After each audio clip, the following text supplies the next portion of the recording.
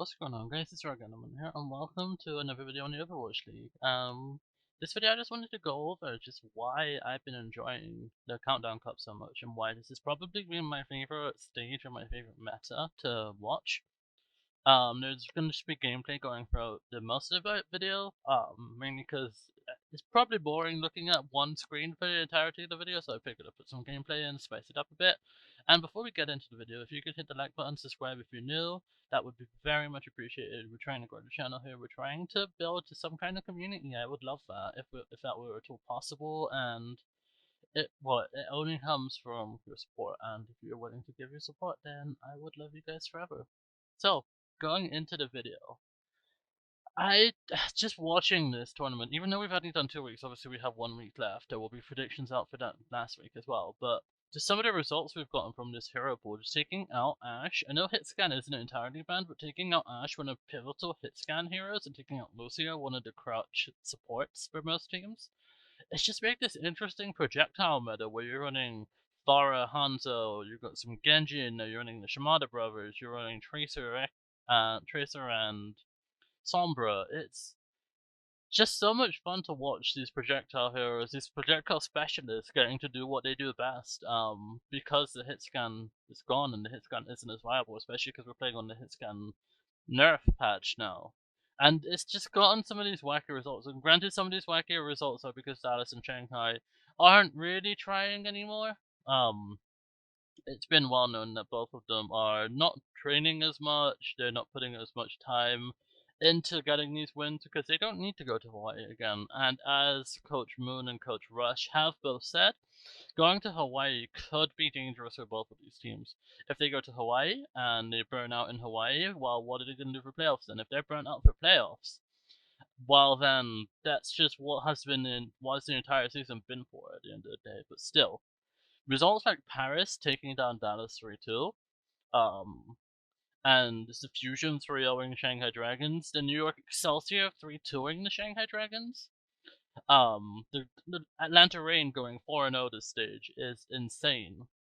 Toronto Defiant are also 2-0. I mean, granted, they could choke the last minute, but they're doing really well, and even the Vancouver Titans. The Vancouver Titans have gotten their first win this past weekend. Granted, my team, the London Spitfire, fell short. The Dallas game was so winnable. Dallas were not playing at their best. I'm not going to get into that. The team doesn't need to hear the negativity. They need all the support they can get, especially going into this last weekend where we have Paris and we have Vancouver. It's very winnable, both games, and I believe that team can do it. I believe we can do it. It's anything is possible. But just this entire hero pool has made the game so much more fun to watch. Especially with Echo being banned. Echo kind of was a crutch to the Echo Diva Bomb. I know for viewership as well, that can be very hectic and very confusing to watch. While it's hilarious having 6 Diva Bombs going off at once, it is a lot of visual clutter going on, and I won't lie, it kind of makes it hard to watch at times. So having Echo gone, having that extra dupe gone, and allowing Pharah to come in, oh my god, watching some of these Pharah players is insane. You have players like Flatter, you have players like Sparkle, who, yes, both of them haven't been training as much. They're still cracked on the Pharah. The Pelican coming on the Pharah, it's been amazing. Naga. There are so many Pharah specialists that are getting their chance to shine because of this hero pool. And a lot of people didn't like the hero pool coming into this stage, and I can't blame them. Lucio has been a crutch. Echo and Ashe have been a lot of players' key heroes going into the last 3 stages, but taking them out has just allowed a whole new meta to spawn, and I absolutely love it. Obviously, this last week and then the Countdown Cup in general is going to be the last 2 weekends we have of this hero pool, which is sad, but I'm optimistic for the playoff meta that it could be fun to watch, and obviously Knockout Overwatch is just fun to watch in general, because everything is on the line. You have to put in your ult into every single game. There's no slacking off a game, oh, we can take a rest in this game or play this game. If you drop into the losers bracket, sure. But then as soon as you're in that losers bracket, you have to be fighting for your life every single game, and I don't think a team wants that.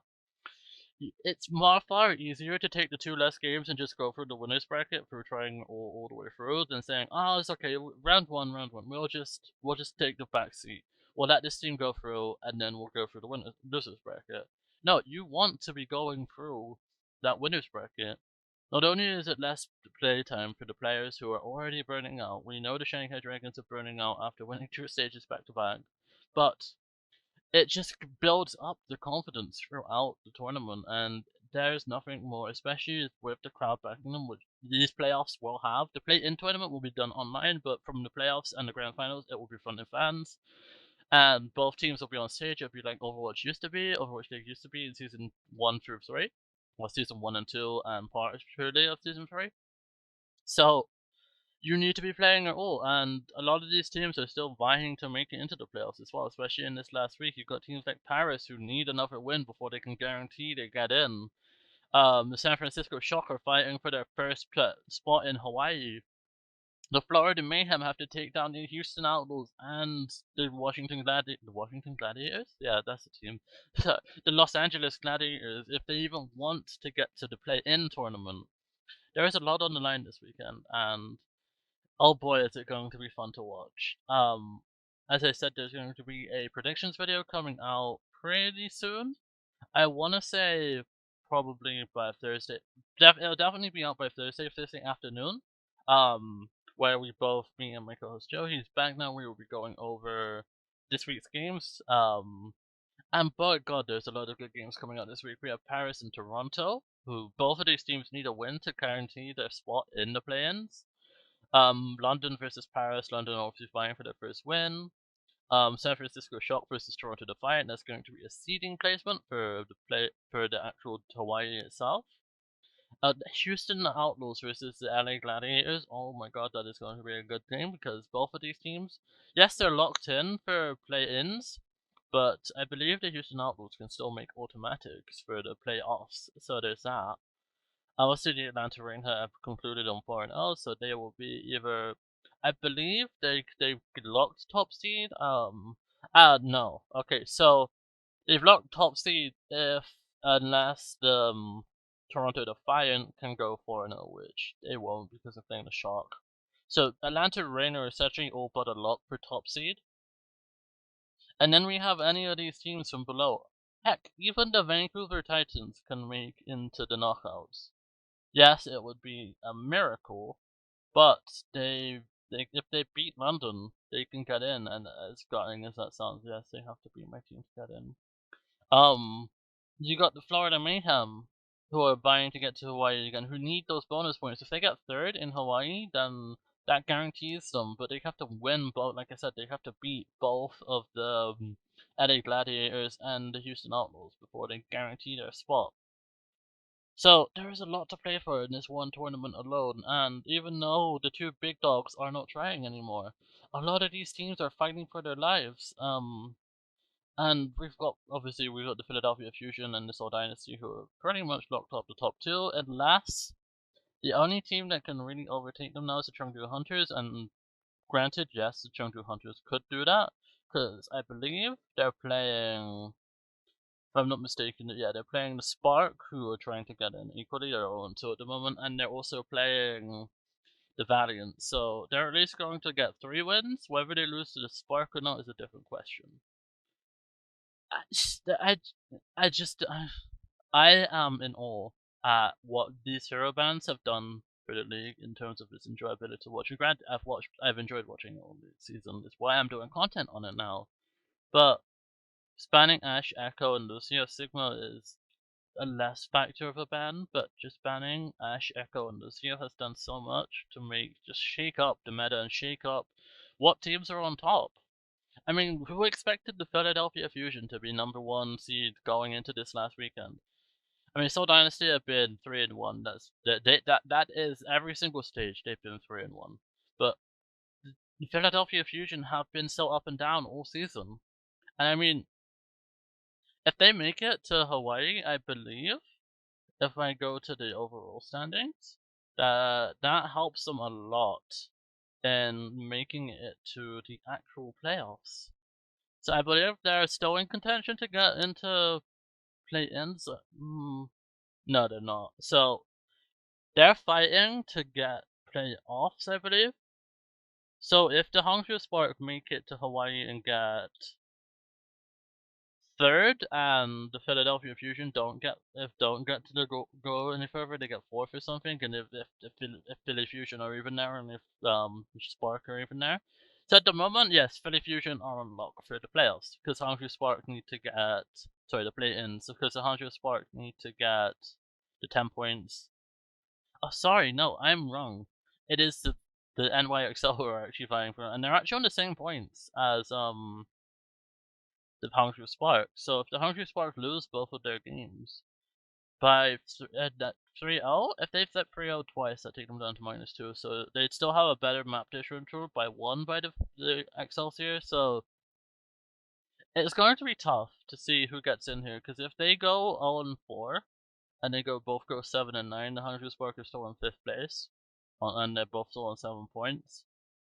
But then that's the New York Excelsior get into the top 4, and then if they get to top 3, then they overtake the Spark and they go to Hawaii. Or sorry, not they go to Hawaii. They go to Dallas and they go to the play-ins. So there is a lot, even in the East region. There's a lot of teams looking in on the outside, like even in West as well. We've got teams like the Florida Mayhem who are trying to, like I said, they got to win those 2 games to get in to overtake the Boston Uprising. They're currently 1 point behind Boston and 1 point behind Paris. And if they win both, they overtake and they go up to Washington. They go up to Toronto. But yeah, any team from Toronto to down to Florida can get into the play-in tournament at this point. If they lose one game and Florida win a game, then Florida out. But this is like one of the closest I've ever seen it. Obviously, Dallas are locked in. San Francisco Shock at the moment are in. But they have to win both of their games. They win both their games, they're guaranteed to playoffs. But they are currently on the verge of being knocked out of the playoffs by the Houston Outlaws if the Houston Outlaws win both games and the Shock drop 3 maps, which is very unlikely. If they drop 3 maps, if they get 3-0'd, then that's how the Houston Outlaws get in. But it's very unlikely, but it's possible essentially.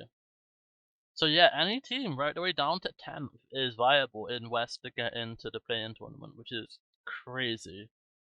So yeah, if you enjoyed this video, if you enjoyed me rambling about how good this tournament has been and how close it is going into the final few weeks of the Overwatch League, especially for this season, then please, again, hit that like button, subscribe if you're new, and I will catch you guys with the next video, which will probably be a predictions video. So, I'll see you guys next video. Bye!